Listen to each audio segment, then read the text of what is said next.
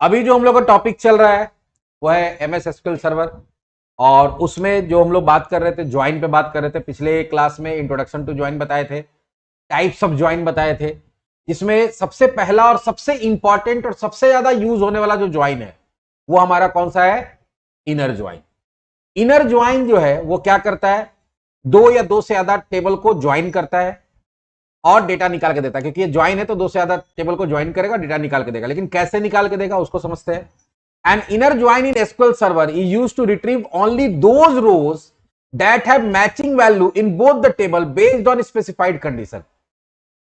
ये एक्चुअली काम जो करता है वो कैसे करता है? ये इंटरसेक्शन आप लोग मैथ में कभी पढ़े होंगे, सेट थ्योरी में। सेट थ्योरी के अंदर आप लोग इंटरसेक्शन पढ़े होंगे।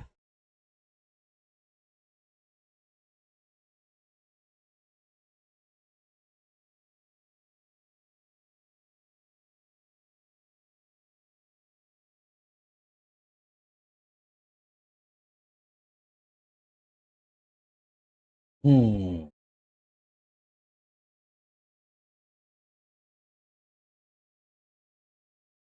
इसका ऑपोसिट कम करना है, कहां से होगा?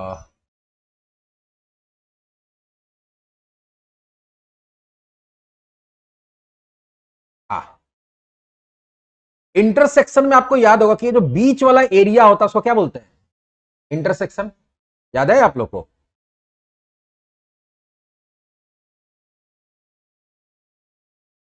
ये जो हमारा एरिया है इसी को हम लोग क्या बोलते हैं? इंटरसेक्शन। तो इंटरसेक्शन का मतलब क्या होता था कि अगर दो चीज है तो दोनों में जो कॉमन है वही इंटरसेक्शन में आता है, कि जो इसमें भी है और इसमें भी है। वही काम यहां पर हम लोग किससे करते हैं? इनर ज्वाइन से करते हैं। इनर ज्वाइन में क्या होता है कि दो टेबल है, दो, अगर उसको इनर ज्वाइन से आपको डेटा निकालना तो ये दोनों में जरूरी कि दोनों में कॉमन कॉलम होना चाहिए। क्या होना चाहिए? Common column. और कॉमन कॉलम जो भी होगा मतलब एक ही कॉलम दोनों में होना चाहिए। तो जब पहला टेबल से जब ज्वाइन करना शुरू करे तो पहला कॉलम से जो कॉमन कॉलम का वैल्यू है उसको उठाएगा और दूसरे वाले में जाकर मैच करेगा वो है या नहीं है। तो दूसरे वाले में अगर वो है तो उसके साथ कॉम्बिनेशन बना के डेटा निकालेगा, और दूसरे वाले में नहीं है तो कॉम्बिनेशन नहीं बनेगा। मतलब इसमें वैसा ही डेटा आएगा दोनों टेबल से जो दोनों टेबल में क्या होगा? कॉमन होगा। यहां देखो लिखा हुआ that have matching value in the both the table on the specified condition. If the record in one table does not have the matching record in the other table, it is excluded from the result. मतलब अगर एक table में है और दूसरे में, पहला में है दूसरे में नहीं है, तो वो रिकॉर्ड रिजल्ट में नहीं आएगा। या दूसरे में है और पहले में नहीं है तो रिजल्ट में नहीं आएगा। वही रिकॉर्ड आएगा जो दोनों में है। की पॉइंट क्या है देखो, inner join focus on the intersection of two table. इसमें क्या होता है? दो टेबल का इंटरसेक्शन वाला जो पार्ट है, ये बीच वाला जो पार्ट है उसको रिप्रेजेंट करता है। It return the common data between table based on join condition. इसमें क्या होगा? एक ज्वाइन कंडीशन देंगे और उसके हिसाब से जो कॉमन डेटा होगा वही आएगा। The on clause specify how table are related. और कंडीशन बताने के लिए यहां पे एक एडिशनल क्लॉज यूज करते हैं, ऑन। पहले इसका सिंटेक्स देखते हैं क्या होगा। सिंटेक्स होता है सेलेक्ट टेबल वन का कॉलम सारा हो जाएगा, कॉमा कॉमा करके दे देंगे। फिर दूसरा टेबल का कौन कौन सा कॉलम चाहिए वो दे देंगे। From table one inner join table two. उसके बाद ऑन क्लॉज देना पड़ता है। टेबल वन में कॉमन कॉलम कौन है उसका नाम, तो दोनों में कॉमन कॉलम होगा ना, तो टेबल वन का common column equal to table two का कॉमन कॉलम। अब ये काम कैसे करता है उसको एग्जांपल के लिए मैं यहां डेटा बनाए हुए कि मान लो कि तुम्हारा स्टूडेंट है, उसका जो पर्सनल डिटेल है वो स्टूडेंट नाम के टेबल में है। और जब वो एग्जाम दे रहा है, टेस्ट दे रहा है, जैसे एमटी का मतलब मॉड्यूल टेस्ट है, यहाँ पे जब वो टेस्ट दे रहा है तो उसका हम डिटेल कहां रख रहे हैं? अलग टेबल में। तो उसका पर्सनल डिटेल अलग टेबल में है और मार्क्स का डिटेल क्या है? अलग टेबल में। अब यहां पे मेरे पास तीन स्टूडेंट है, S001, S002, S003। S001 तीन एग्जाम दिया, MT1, MT2, MT3, उसका एंट्री हो गया। S002 दो एग्जाम दिया, MT1 और MT2। S003 कोई भी एग्जाम नहीं दिया है, मतलब उसका रिकॉर्ड सिर्फ स्टूडेंट में है, मार्क्स में नहीं है। तो अगर इनर ज्वाइन अप्लाई करते हैं तो ये क्या करता है? ध्यान से देखो। पहले यहां से S001 उठाएगा क्योंकि कॉमन कॉलम तो ही है। यहां जाके देखेगा S001 है तो हम अगर सारा कॉलम निकाले तो पहले इसका निकलेगा, S001 आ गया, अंकित आ गया और यहां से उसका डेट ऑफ बर्थ आ गया। उसका दूसरे टेबल में कॉमन कॉलम है तो अब एक बार S001 आ गया तो दोबारा नहीं आएगा। अब यहां पे क्या आएगा? उसका जो मैच करेगा, तो मैच किसके साथ कर रहा? तीन रो के साथ मैच कर रहा है, 1, 2 और 3। तो अगर 3 में मैच कर रहा है तो S001 का 3 रिकॉर्ड बनेगा। 4 में मैच करा तो 4 बनेगा, 5 में मैच करा तो 5 बनेगा। और अगर मैच नहीं करा तो एक भी रिकॉर्ड नहीं बनेगा। जैसे देखो अंकित का 3 एग्जाम यहाँ पे 3 बार एंट्री है, तो उसका देखो यहाँ पे तो कॉमन वैल्यू रहा, लेकिन यहाँ पे MT1 MT2 और MT3, क्योंकि यहाँ 3 रिकॉर्ड था, तो इधर से तो कॉमन डेटा मिला है 001 का हर बार, और इधर हर बार क्या मिला, अलग अलग डेटा मिला। तो H001 अंकित इस डेट ऑफ बर्थ है, MT1 में इतना मार्क्स आया। H002 Ankit date of birth तो वही है, MT2 में इतना मार्क्स आया। H001 Ankit date of birth MT3 में इतना मार्क्स आया। फिर अभी अब H001 और कहीं है नहीं है, 3 रिकॉर्ड बन गया। अब किसको उठाएगा, H002 को उठाया, यहां देख रहा कितना बार आया, 2 बार आया। कितना बार आया है, 2 बार। तो यहां 2 रिकॉर्ड बनेगा। कितना रिकॉर्ड बनेगा, 2 रिकॉर्ड। 2 रिकॉर्ड बनाया, 2 रिकॉर्ड बनाने के बाद यहां पे दिख गया दोनों रिकॉर्ड, ठीक है, तो देखो आ गया। फिर H003 उठाया, ये 03 यहां है लेकिन यहां पे है नहीं है, मतलब यहां पे क्या हुआ कि इस वाले टेबल में तो है, इस वाले टेबल में नहीं है, तो वो कॉमन डेटा नहीं है। तो जो ऐसा रिकॉर्ड जो दोनों में से किसी एक टेबल में नहीं है, वो डिटेल नहीं आएगा। इनकेस अगर ऐसा है, एक और चीज दिखा देते तुमको, एक और चीज बता देते इसमें, कि अगर इनकेस ऐसा है कि कोई गलत एंट्री भी अगर यहां पे है, इंसर्ट बिलो, यहां पे सपोज H004 का मार्क्स एंट्री हो गया किसी भी तरह से, कोई भी बाई मिस्टेक या कैसे भी, तो अब H004 का भी डिटेल नहीं आएगा। क्यों नहीं आएगा, क्योंकि H004 में क्या है तुम्हारा, H004 में यहां पे तो डेटा है लेकिन यहां पे नहीं है, और H03 का यहां डेटा और यहां पे नहीं है, तो ना H004 का डेटा आएगा ना H003 का डेटा आएगा। क्यों नहीं आएगा, क्योंकि हम बोले कि वही डेटा का कॉम्बिनेशन बनेगा, दोनों का कॉलम को ऐड करेगा, लेकिन उसी का करेगा जो जिसका डेटा दोनों टेबल में मैच कर रहा है, किसका, कॉमन कॉलम का। अगर मैच नहीं कर रहा तो वो डेटा नहीं आएगा। चलो इसको प्रैक्टिकली करके देखते हैं सिंटेक्स के हिसाब से, लेकिन ये टेबल हम लोग को बनाना पड़ेगा ऐसा, तो चलो बना लेते हैं फटाफट टेबल। हम लोग यहाँ पे क्या करते हैं, एक नया डेटाबेस ही बना लेते हैं, क्रिएट डेटाबेस स्टूडेंट DB। इसके अंदर पहले इसको ओपन करेंगे, यूज स्टूडेंट DB। अब हम लोग इसमें कुछ टेबल्स बनाते हैं। अच्छा, एक प्रोजेक्ट हम लोग बनाए थे ना, आधा बना था, नहीं पूरा बना दिए थे हमको लगता है। हाँ, एक स्टूडेंट मैनेजमेंट वाला जो डेटाबेस था ना, वो हम लोग बनाए हुए थे शायद, देख लेते हैं, अगर होगा तो उसी से बता देंगे, टाइम कम लगेगा बताने में। ना इसमें नहीं, नहीं बना हुआ, चलो कोई बात नहीं, वो एक पुराना लैपटॉप में मेरा बना हुआ था। क्रिएट, पहले टेबल बनाते हैं, टेबल कोर्स, क्या बना दिए, कोर्स। यहां पे देते हैं कोर्स आईडी, क्या देते हैं, कोर्स आईडी कैर 4 ही देते हैं। फिर कोर्स नेम वैर कैर 100, कोर्स ड्यूरेशन वैर कैर 50, और कोर्स फी 90 देते हैं। पहला कोर्स बना, इसमें कुछ डेटा डाल देते हैं।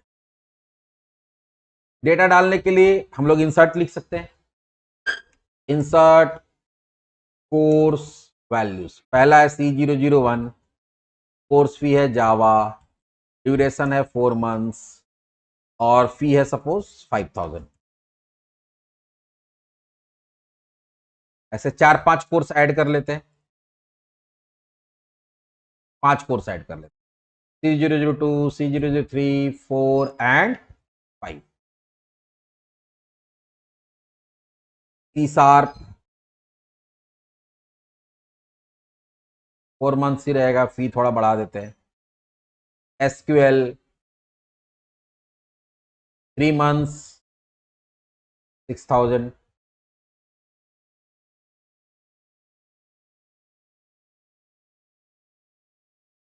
ASP.NET 6 months 9000। HTML and CSS 3 months 4000। ये सारा रिकॉर्ड इंसर्ट कर देते हैं हम लोग।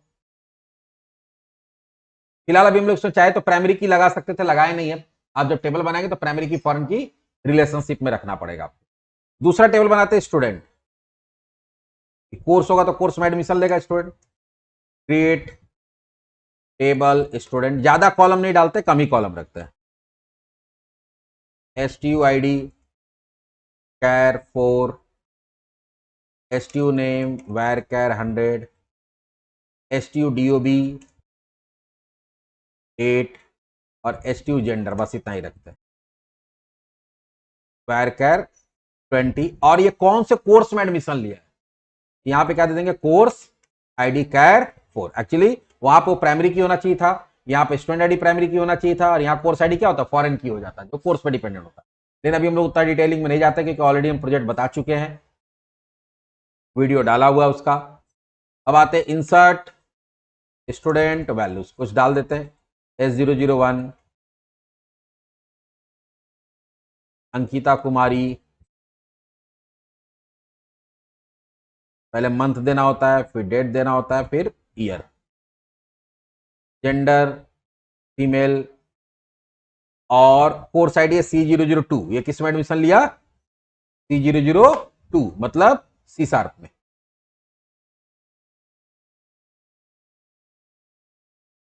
आ रहा है, अब इसी को कॉपी पेस्ट करते हैं, S002, S003, S004, S005। Deepak Kumar, month है 1, डेट है 21/2004, मेल, और ये C004 में एडमिशन। नेहा कुमारी,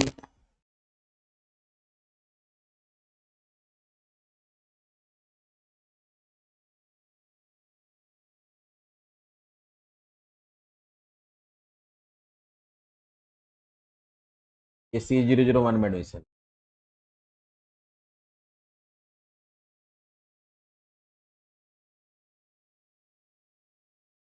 MD अख्तर अंसारी,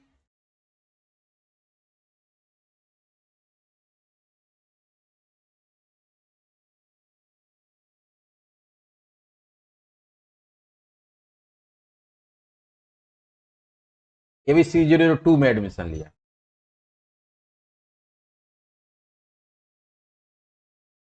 शिवम कुमार,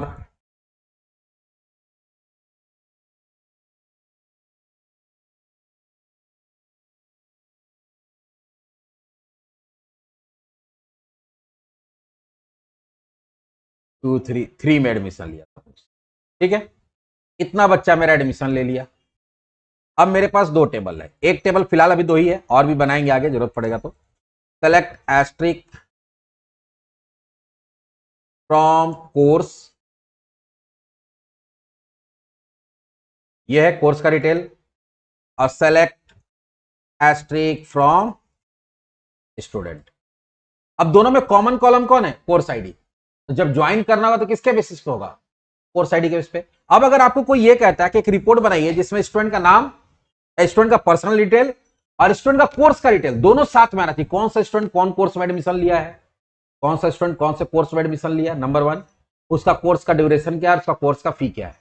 तो दोनों तो दो टेबल में है, हमको एक साथ निकालना है, एक साथ कैसे निकालेंगे, चलिए देखते हैं। इसके लिए पहले क्या करना होता है, पहले लिखना होता है सेलेक्ट, फिर कॉलम लिस्ट, दोनों टेबल का जो कौन कौन सा कॉलम चाहिए, तो हमको पहला टेबल से क्या चाहिए, कोई जिनके सारा चाहिए, लेकिन फिलहाल अभी हम सारा निकालते हैं। पहला टेबल से हमको स्टूडेंट टेबल से क्या चाहिए, student ID, student name, student date of birth और स्टूडेंट जेंडर। कोर्स आईडी भी चाहते हो तो निकाल सकते हैं, चलिए कोर्स आईडी निकाल लेते हैं। कोर्स आईडी भी चाहिए।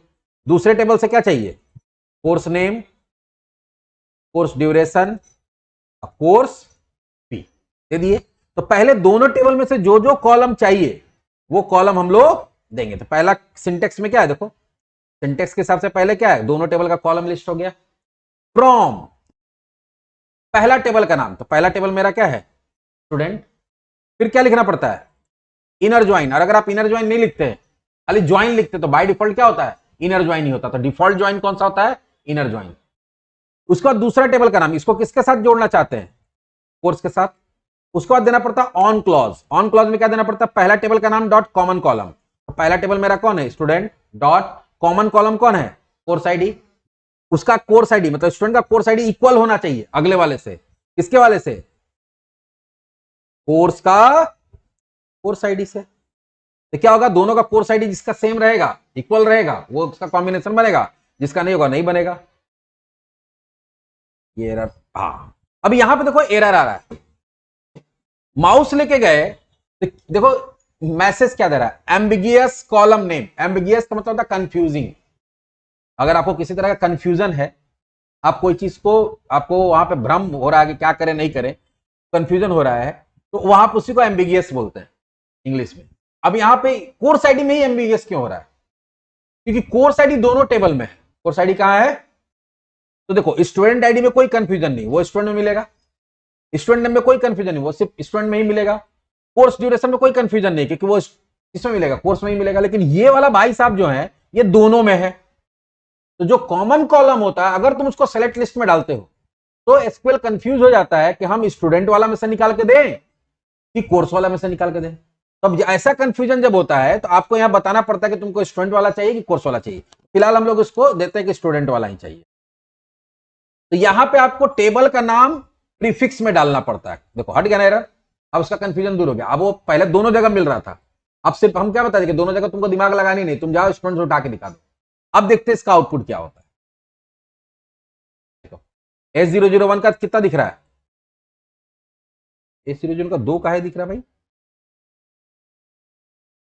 तो 2 डाल दिए क्या S001 का? अच्छा S001 का 2 डाल दिए हम लोग। देखो एक्चुअली दोबारा जब रन कराए ना, उस समय भी उसको पहला वाला को सेलेक्ट कर लिया, प्राइमरी की था नहीं इसलिए एरर आया नहीं। तो ठीक है, 2 था इसलिए 2 बार आ गया, 1 रहता तो 1 ही बार आता। S001, अब वो C002 में एडमिशन लिया था, किसमें लिया था, C02। तो C002 का वहां पे कोर्स नेम क्या दिखा रहा, C# मंथ क्या है 4। S002 जो है वो C004 में एडमिशन लिया, उसका वहां पे कोर्स क्या है उसका, ASP.NET 6 मंथ। S003 जो है वो C001 में लिया, उसका कोर्स क्या था, जावा। देखो आ रहा है। S004 वो भी C02 में लिया तो C# दिख रहा है, और S005 C003 में एडमिशन लिया तो वहां SQL 3 मंथ दिख रहा है। तो आया 2 टेबल का डेटा एक साथ ज्वाइन होके। लेकिन इसमें ध्यान दो, 1 का आया, 2 का आया, 3 का आया, 4 का आया, 5 का आया। यहां पे अगर देखोगे तो सारा कोर्स का नहीं आया। कौन कौन सा आया, 2 का आया, 4 का आया, 1 का आया, 3 का आया, अच्छा सब तो आ ही गया। 5 का नहीं आया क्योंकि 5 में कोई स्टूडेंट, तो उसमें कोर्स में तो है कोर्स, लेकिन उसमें कोई स्टूडेंट नहीं, इसलिए कोई कॉम्बिनेशन नहीं बना। तो ऐसे ही मल्टीपल टेबल से तुम्हारा कॉम्बिनेशन बन सकता है। एक और हम दिखाते हैं मार्क्स टेबल बना के, क्या दिखाते हैं, मार्क्स, तो अभी हम लोग देखे थे ना वहां। चलिए क्रिएट टेबल मार्क्स, यहां पे क्या होगा, तो कोई भी स्टूडेंट जब एडमिशन एग्जाम देगा तो उसका सिर्फ स्टूडेंट आईडी डालेंगे। यहां क्या डालेंगे, स्टूडेंट आईडी, कैर 4, कौन सा स्टूडेंट एग्जाम दिया, फिर कौन सा एग्जाम दिया,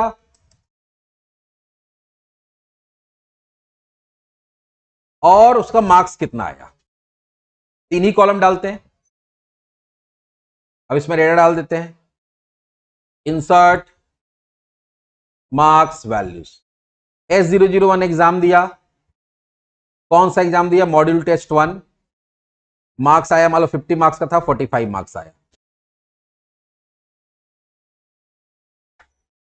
ऐसे ही क्या हो रहा भाई,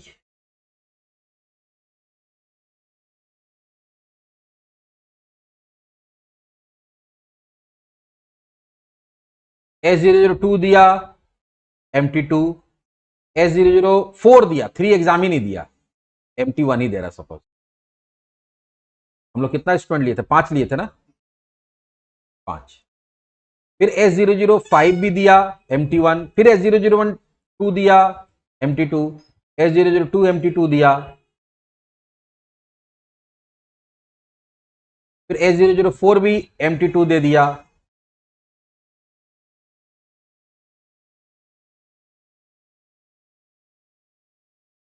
तो कोई एक एग्जाम दिया, कोई 2 एग्जाम दिया, कोई एग्जाम दिया ही नहीं, मार्क्स चेंज कर देता सबका।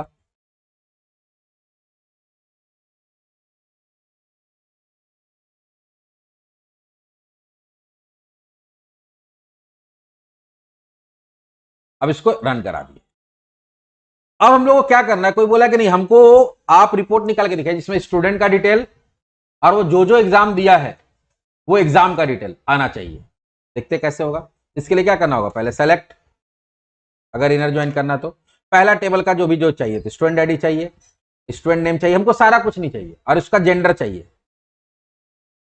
यहां क्या ले लिए, हमको उसका डेट ऑफ बर्थ नहीं चाहिए, आ गया। दूसरे टेबल से क्या चाहिए हमको? दूसरे टेबल से हमको चाहिए उसका एग्जाम और उसका मार्क्स, दो ही चीज चाहिए। अब यहां क्या लिखेंगे? फ्रॉम, पहला टेबल का नाम क्या है? स्टूडेंट। इनर ज्वाइन आप चाहे तो एक लाइन में भी लिख सकते हैं, अलग अलग लाइन में भी लिख सकते हैं। यहां क्या हो जाएगा? एग्जाम। और ये किसके बेसिस पे हो रहा है? ऑन। दोनों में कॉमन कॉलम कौन है? Student ID. यहां पे क्या लिखेंगे? स्टूडेंट का STUID इक्वल्स टू, वो मार्क्स नाम का टेबल है ना, सॉरी, टेबल का नाम क्या दिए हैं? मार्क्स। तो मार्क्स का स्टूडेंट आईडी। अब देखो यहां पे फिर स्टूडेंट आईडी में कंफ्यूजन होने लगा उसको। माउस लेके जाओ, क्या बता रहा है? एम्बिगियस, क्योंकि स्टूडेंट आईडी दोनों में है।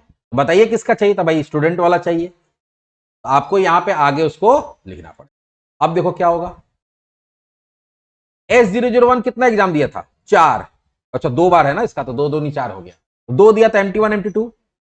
S002 भी MT1 MT2 दिया। S003 दिया ही नहीं था एग्जाम। तब बोले थे ना कि अगर दोनों टेबल में होगा तभी आएगा। तो S003 का स्टूडेंट टेबल में तो डेटा मिला, लेकिन मार्क्स टेबल में डेटा नहीं मिला, तो कॉम्बिनेशन नहीं बना, डिटेल नहीं आया। S004 2 एग्जाम दिया था तो 2 का आया, और S005 एक ही एग्जाम दिया था तो उसका कितना रिकॉर्ड बना? एक ही। तो इस तरह से क्या हो रहा है देखो, इसी को क्या बोलते हैं? Inner join. जहां पे आपका जब भी डेटा आएगा तो जो दोनों में कॉमन डेटा है वही आएगा, बाकी डेटा नहीं आएगा। समझ में आया? तो इनर ज्वाइन देख लिए हम लोग। इनर ज्वाइन उस सिचुएशन में यूज करते हैं जहां पे आपको कॉम्बिनेशन डेटा का दो टेबल का से इस तरह से बनाना है, जहां पे क्या होना चाहिए? जहां पे आपका दोनों टेबल में कॉमन डेटा है वही आए, जो कॉमन नहीं वो ना आए। मतलब दोनों में से किसी एक टेबल में एग्जिस्ट कर रहा है, दूसरे में नहीं कर रहा है, तो वो डेटा का रिकॉर्ड नहीं आना चाहिए। तो वहां पर हम लोग किसका यूज करते हैं? इनर। और इनर ज्वाइन जो होता है वो इंटरसेक्शन ऑपरेटर जो होता है, ठीक है, उसको रिप्रेजेंट करता है। हाँ, इसमें दो ही टेबल ज्वाइन किया ना, आप चाहे तो तीनों को भी ज्वाइन कर सकते हैं। आप चाहे तो एक से ज्यादा टेबल को भी ज्वाइन कर सकते हैं। वो कैसे कर सकते हैं चलो देखते हैं। तो जितना टेबल चाहे उतना ज्वाइन कर सकते हैं। अभी सपोज हम लोग ये तीनों टेबल का डेटा एक ही साथ देखना चाहते हैं, तीनों टेबल का डेटा एक साथ देखना चाहते हैं, कैसे होगा चलो देखते हैं। पहले लिखेंगे, पहले करेंगे कोर्स और स्टूडेंट को ज्वाइन करेंगे। स्टूडेंट डॉट स्टूडेंट आईडी, क्योंकि कंफ्यूजन होगा। उसके बाद STU name, STU DOB, STU gender, ये हो गया। फिर हम लोग क्या देंगे? कोर्स आईडी भी देते हैं, कोर्स आईडी, फिर कोर्स नेम, फिर कोर्स ड्यूरेशन, कोर्स फी। अगला हमको क्या चाहिए? एग्जाम और मार्क्स। अब तीनों को ज्वाइन करना है, तो पहले दो को ज्वाइन करेंगे। फ्रॉम, पहले किसको ज्वाइन करेंगे? स्टूडेंट ऑफ कोर्स को। तो from student inner join course on. अब पहले इसका ऑन बताएंगे, तो दोनों में कॉमन कॉलम कौन है? स्टूडेंट का course ID equals to course का कोर्स आईडी।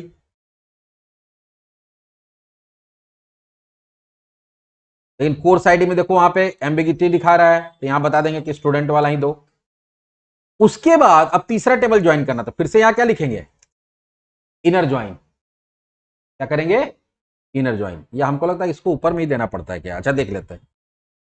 इनर ज्वाइन अब इसको किसके साथ करना है? मार्क्स के साथ। ऑन किसके बेसिस पे होगा? तो अब हमको स्टूडेंट को ज्वाइन करना है। स्टूडेंट का STU आईडी, क्योंकि दोनों में कॉमन कॉलम कौन है? इक्वल्स टू मार्क्स का STU ID. Course fee COURSE।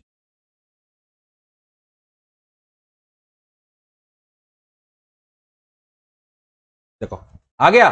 तो पहले दो टेबल को ज्वाइन कर लिए, और जब फिर तीसरा को करना था क्या किया? तीसरा कर लिया। अगर चौथा करना रहेगा तो फिर इसके बाद क्या करेंगे? इनर ज्वाइन चौथा वाला दे देंगे, और फिर वो दोनों का कॉमन कॉलम दे देंगे। अब देखो S001 उसका नाम ये है, डेट ऑफ बर्थ ये है, उसका जेंडर ये है, उसका कोर्स का कोड ये है, उसका कोर्स का नेम क्या ये है, उसका फी का उसका फी हो गया, ड्यूरेशन हो गया, फी हो गया, और वो कितना एग्जाम दिया, MT1 MT2, देखो सारे में आ रहा है उसी तरह से सबका। देखो S001 का कितना आया, 2 का, देखो 2 का 2 बार आया है, देखो 4 कितना एग्जाम दिया था, 2 बार, उसका 2 बार आया है, ठीक है।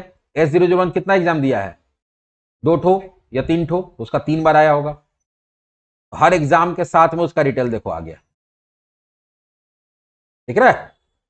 तो ऐसे जितना टेबल को चाहे उतना टेबल को ज्वाइन कर सकते हैं। पहला टेबल को ज्वाइन कर लीजिए ऑन बता के, फिर इनर ज्वाइन दूसरे टेबल को ज्वाइन कर लीजिए, फिर तीसरे को, लेकिन ये ध्यान रखना होगा कि किसको किसके साथ करना है, जिसमें कॉमन कॉलम होगा उसी। जैसे बोलो कि सर यहाँ स्टूडेंट को हम कोर्स के साथ किए, तो फिर यहाँ कोर्स को हम मार्क्स के साथ नहीं कर सकते, क्यों, क्योंकि कोर्स और मार्क्स में कोई कॉमन कॉलम नहीं है। तो फिर वहां पर हमको ऐड किसको करना था, मार्क्स को, तो उसमें कॉमन कॉलम किसके साथ मैच कर रहा था, स्टूडेंट के साथ, यहाँ स्टूडेंट दे दिए।